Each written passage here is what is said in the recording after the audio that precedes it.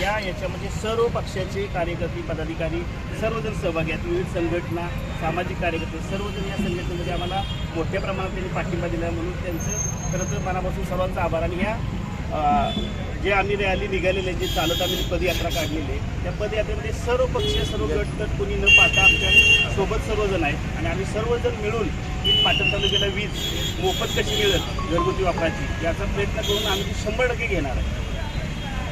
त्यांच्या खंबीरपणे पाठीशी राहू, कारण कोयनातली वीज ही आमच्या हक्काची आहे, ती नाही कुणाच्या बापाची. त्याचा आम्हाला उपभोग मिळालाच पाहिजे यासाठी आम्ही पूर्णपणे मनसेच्या अधिकाऱ्यांना आणि सर्व पक्षांना पाठिंबा देत आहोत. आभार मानतो तो एवढ्यासाठी की महाराष्ट्र नवनिर्माण सेनेच्या वतीनं तालुक्यातल्या अनेक ज्वलंत प्रश्नांना यापूर्वीही सुद्धा न्याय देण्याचा प्रयत्न केलेला आहे.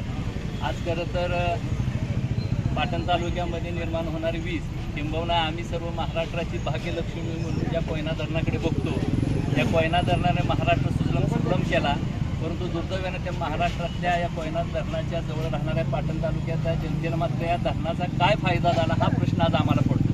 कारण इतकी वर्ष या तालुक्यातल्या जनतेने स्वतःचा त्याग करून जमिनी दिल्या, सर्वस्व आपलं अर्पण केलं, परंतु तालुका आज सुद्धा अंधारात आहे.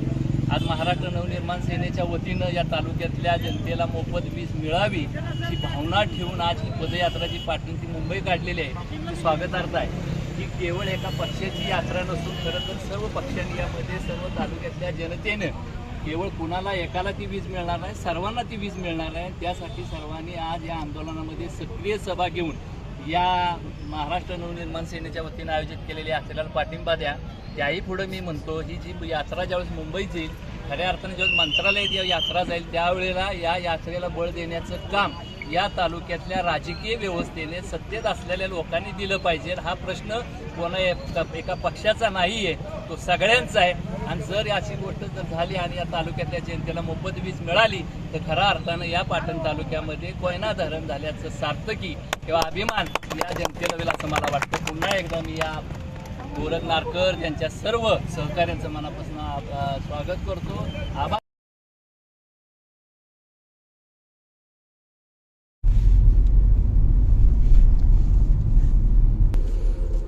पाटण तालुक्याला मोफत वीज मिळावी याकरिता पाटण ते मुंबई आमची पदयात्रा आज चालू झालेली आहे पाटणमधून. तर आम्ही पदयात्रा करत असताना पाटण पोलीस स्टेशन यांच्या वतीने आम्हाला राज्याचे मुख्यमंत्री यांची भेटीसाठी आम्हाला सातारला बोललंय आणि त्यासाठी आम्ही पाटण पोलीस स्टेशन यांच्या वतीने आता सातारला आम्ही निघालेलो आहे मुख्यमंत्र्यांना भेटायला. जर वीज माफीबाबत योग्य तो तोडगा जर निघाला तर पुढील आंदोलन जे पदयात्रा जी आहे ती करायची नाही करायची सर्वांना विचारून ठरल. आणि जर त्याच्यात योग्य तो जर मार्ग नाही मुख्यमंत्र्यांनी दिला तर आमची पदयात्रा ही चालूच राहणार आहे.